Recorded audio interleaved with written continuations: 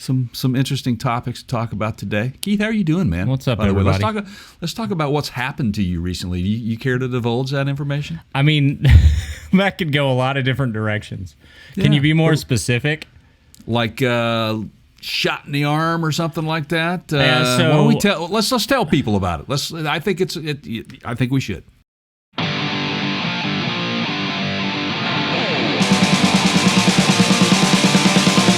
Speed is running in my veins. Adrenaline that fills my brain. It's just like I'm getting high. Sometimes just to give a try. Go. Okay. So, I guess I probably ought to, I can't do anything in 10 seconds. So, I'll give you the backstory for those of you that don't know. I am, I guess, what's referred to as a COVID long hauler. So, the theme of actually, this is going to be a theme of this program because this all started right at about a year ago. Yes, it when did. we were at Disney World in late February in Florida. And so I got pretty sick. Actually, the whole family did. My son, it was kind of just a day or two, and he was fine. But pretty sure that's where we picked it up. And that was before. You have to remember that was before testing was available. That was before the shutdowns happened. That was before really anybody was.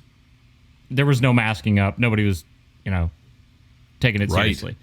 Yep. So I, as a perfectly healthy, nobody had any clue as to what we Right. were up against back then. and I've been, active my whole life. Like I've done lots of foot races and biking and triathlon and, always doing outdoor stuff and sports. And, so I'm one of those guys that whenever I go in for a doctor's appointment of any sort and they take the vitals, they look at me kind of like,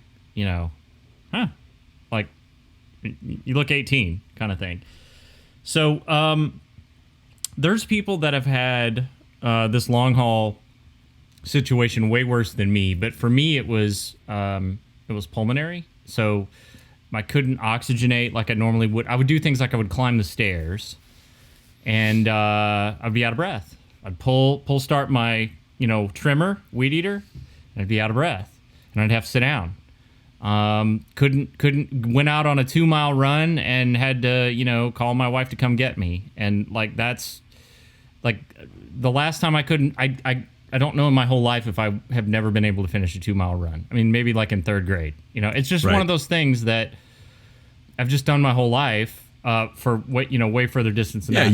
You're conditioned. You're a conditioned guy. Yeah. I've known that about you ever since I've known you. You've been very active. Track days, which yep. is a pretty physical thing, Yeah. Okay, so there's no real treatment for that. I mean, they don't know, it's the result of viral activity in your body. So basically, you're just trying to get stronger. That's right. So I got this Pfizer shot. It's actually two shots, and I just finished my second shot last week. Got my second one. Yeah. And it's just some weird side effects. Like, I definitely do it again, but Now, it's which like version did you get, the Keith? Pfizer. The Pfizer, you Pfizer, said? I missed yeah. that. Sorry, I missed that. Yeah. Sorry. So, stuff like some people like headaches. I didn't really have headaches real bad, but like I told you, Jay, I made sure to medicate in advance. Yeah. It happened on a Friday. Do you have like a little brain fog thing going on by chance with it? No, none of that. I mean, I'm extremely busy these days, so anything that you may pick up on, that's just me being busy. But just completely lost my appetite. Like it's going on like 3 or 4 days now, and like difficulty sleeping, and Sure. wake up like the sheets are soaking wet, sweating real bad. Yeah. See, I had those sweats, man, when I had Yeah. COVID.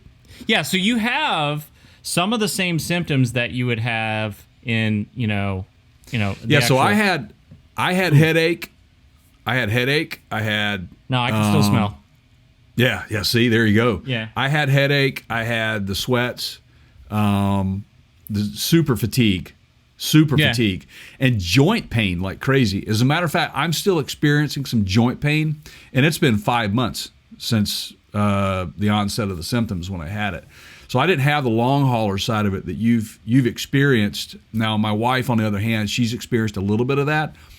But this just goes to show you how important it is to get vaccinated, because it affects so many people in so many different ways that you're really, it's a crapshoot and a gamble. Well, and oh boy, here we go. I try to stay out of, some controversy on this show is fun. And I know I don't understand why, but I know this is a little bit of a political topic to people. I don't understand that. It's a health, it's a medical issue. So I would just say to all of you out there that are like, well, name one person that you know that got sick and died of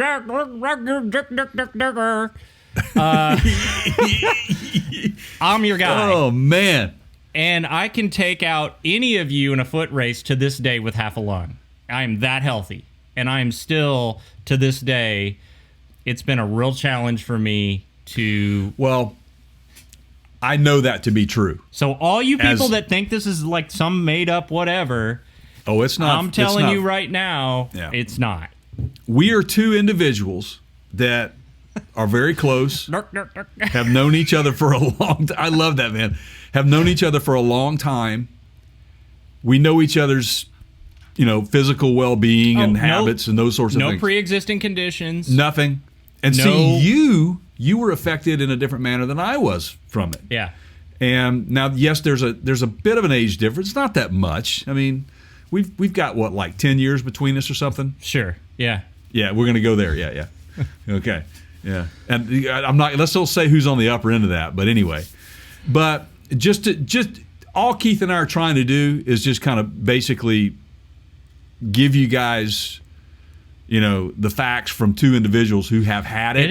It is not just exclusively to old people. I mean, no, it's not. It's not, and it affects people differently, and that's the thing. My sister and brother-in-law right now have been struggling with it for well over a month.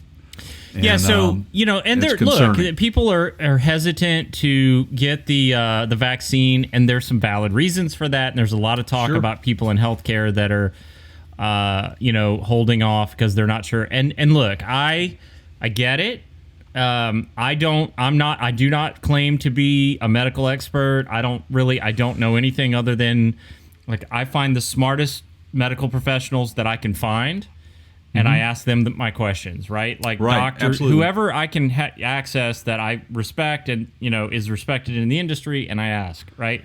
And so for me, it came down to this. The risk of side effects of the vaccine were way less than the risks of not getting vaccinated for somebody like me who's already suffered from respiratory issues and pulmonary issues as a result of this. And there's, if you can get it again, and, I could be down and out. So, yeah. And there have been those cases where people have had it and they've gotten through it. And then the second time they've had it, in some cases, people have died the second round. And that's the concern that people should have, because even though you've had it, depending on how your body reacts to it and whether or not you have enough antibodies produced, some people don't. And that's a thing. And so it's a kind of an unknown science at this point. Look, the only science we have is what we've dealt with in the past and what we've seen to work. And that's why we're following that. I would just ask you guys to do two simple things here. Look, I understand, there's this tendency to make this a political argument.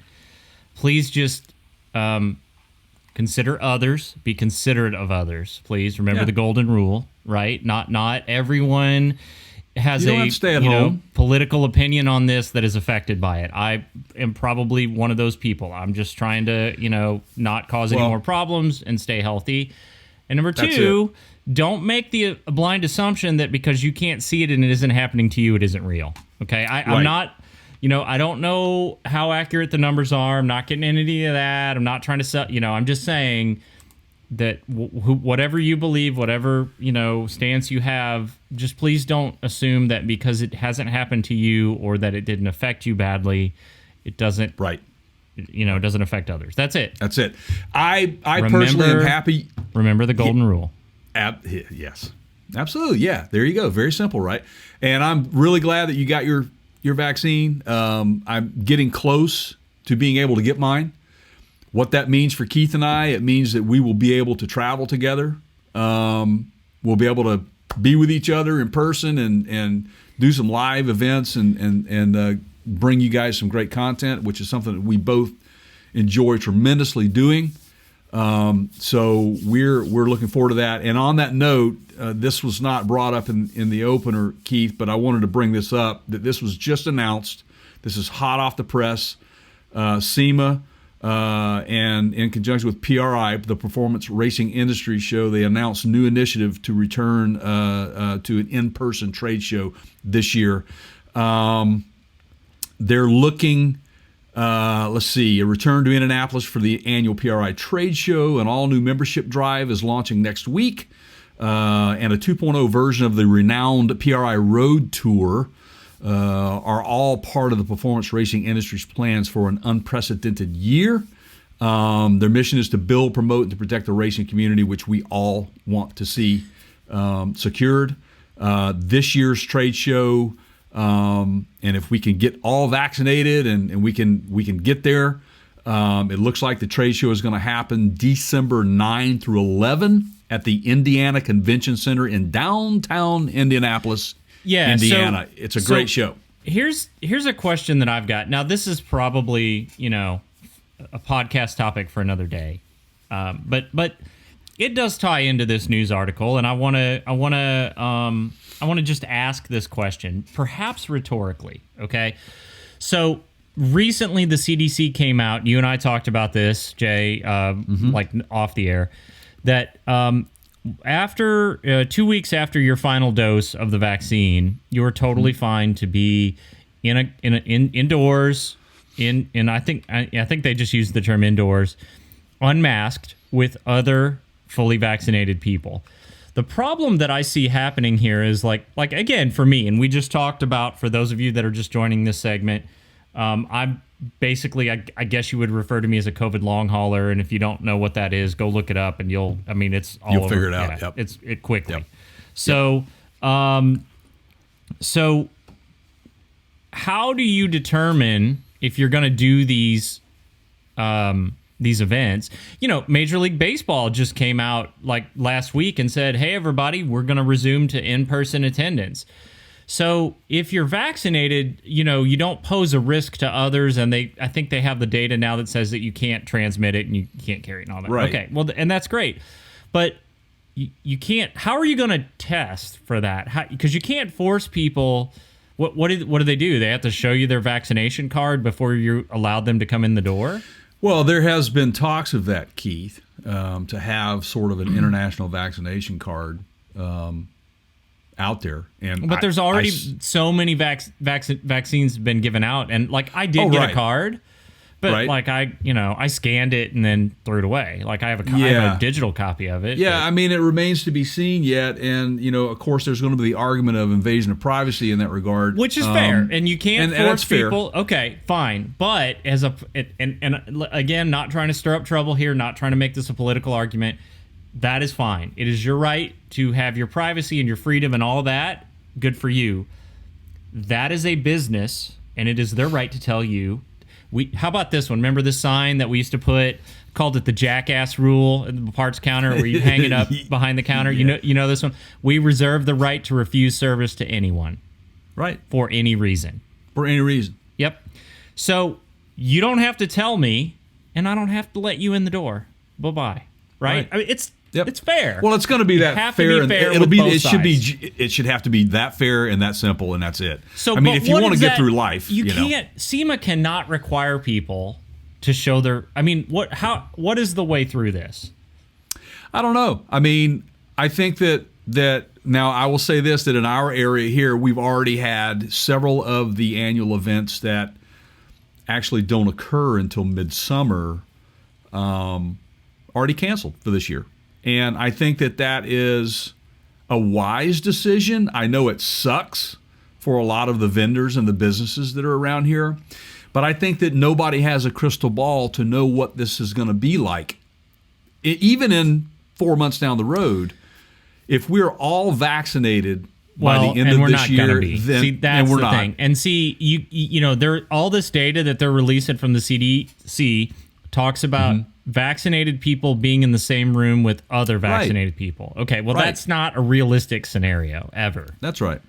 And remember, these vaccines are not. I think that most of them are 100% or at least 95 to 98%.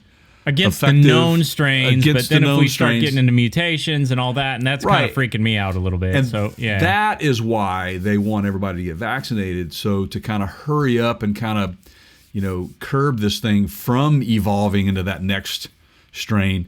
And it's going to happen. But if we can all get vaccinated, I think it's gonna help that. I will tell slow you that. this.